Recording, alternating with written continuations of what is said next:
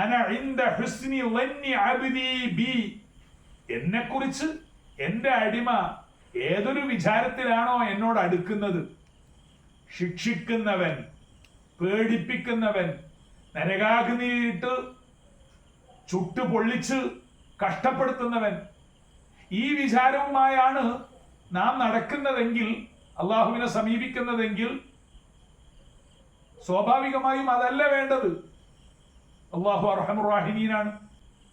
സ്നേഹവായ്പിന്റെ സമുദ്ര സമാനമായ റഹ്മത്തിലാണ് അള്ളാഹുവിന്റെ പ്രകൃതം. അള്ളാഹു സ്നേഹവാനാണ്.